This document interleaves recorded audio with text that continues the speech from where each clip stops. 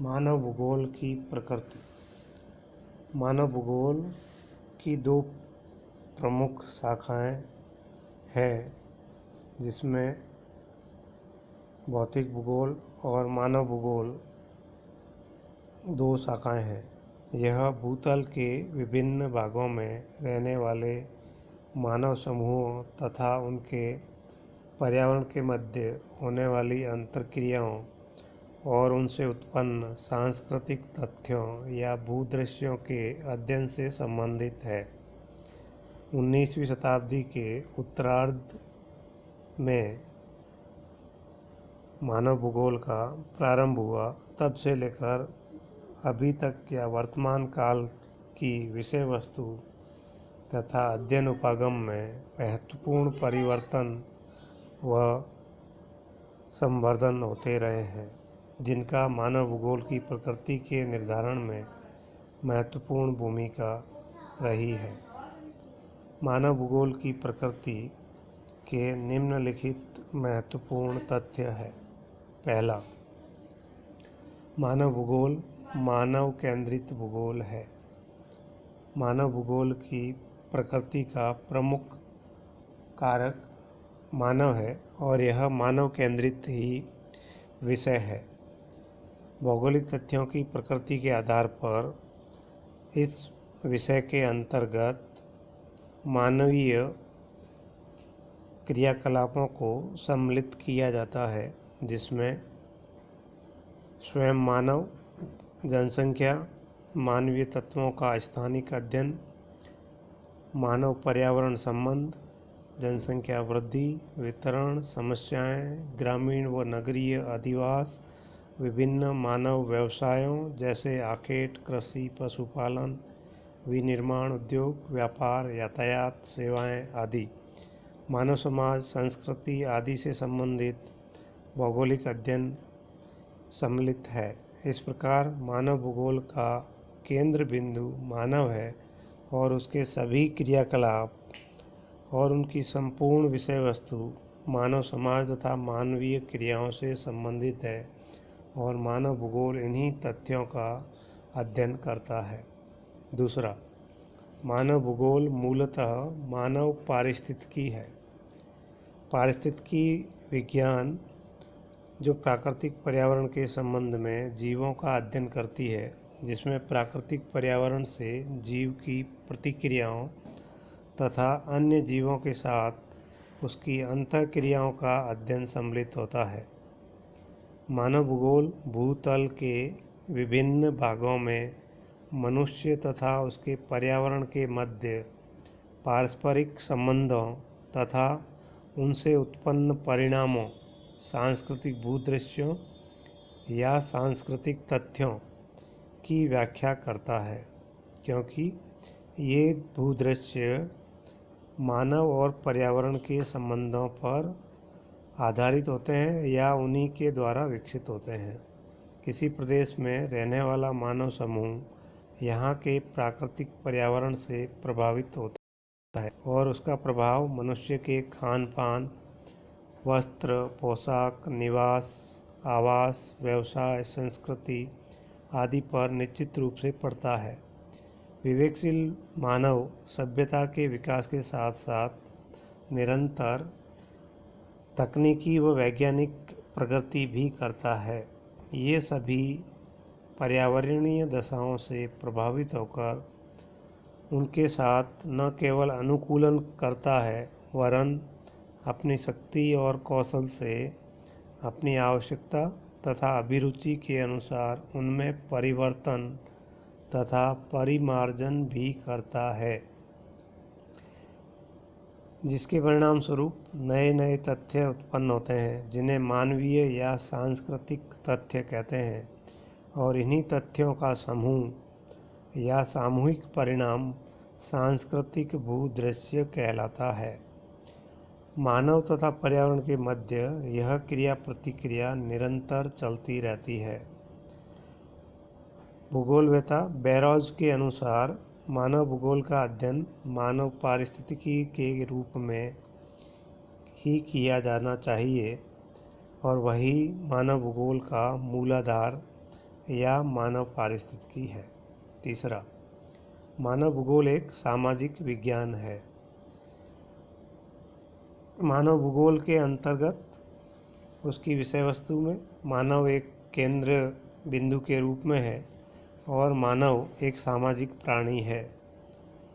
इस कारण मानव के विभिन्न क्रियाकलाप इन्हीं सामाजिक क्रियाकलापों के अंतर्गत आते हैं, जिसमें वह अपने क्रियाकलाप सामूहिक रूप से करता है, जिससे उनकी विभिन्न आवश्यकताओं की पूर्ति होती है।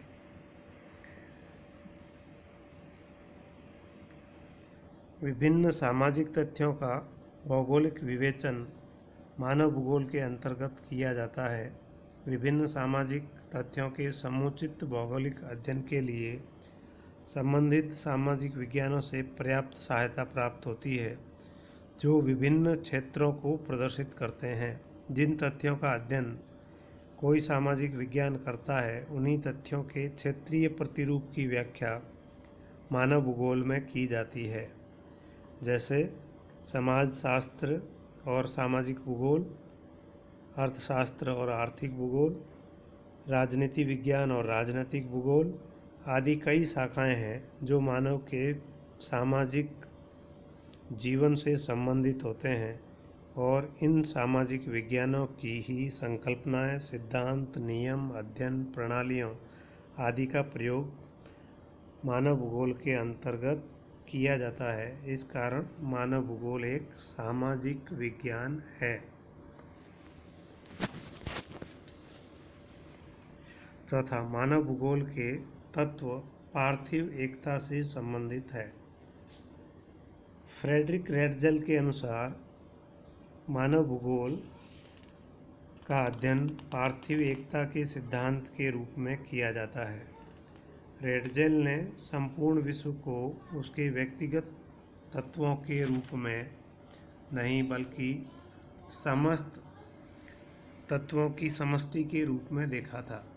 उनके अनुसार मानव भूगोल के तथ्य पर्यावरण से संबंधित होते हैं और पर्यावरण भौतिक दशाओं का एक योग होता है।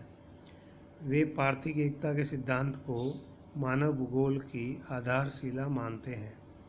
ब्लास, ब्रुन्स, डिमाजिया आदि फ्रांसीसी भूगोलवेताओं ने पार्थिव एकता के सिद्धांत को मानव भूगोल का प्रमुख सिद्धांत माना था।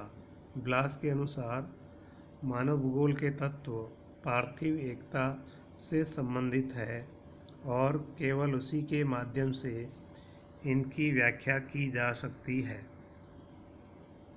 पार्थिव एकता के सिद्धांत के अनुसार भूतल के सभी भौतिक, जैविक या मानवीय तथ्य एक दूसरे से किसी न किसी रूप से संबंधित है और किसी भी तथ्य का पृथक व स्वतंत्र अस्तित्व नहीं है।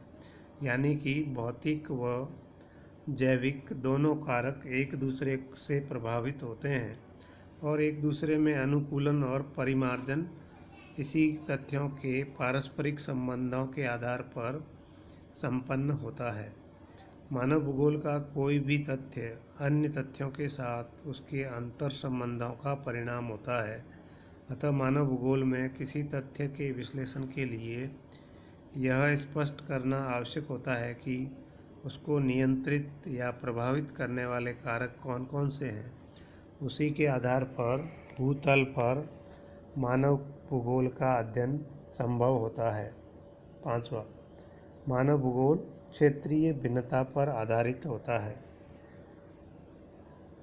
भूगोल का प्रमुख उद्देश्य ही किसी क्षेत्र का वितरण या किसी तथ्य का भूतल पर वितरण को स्पष्ट करना है।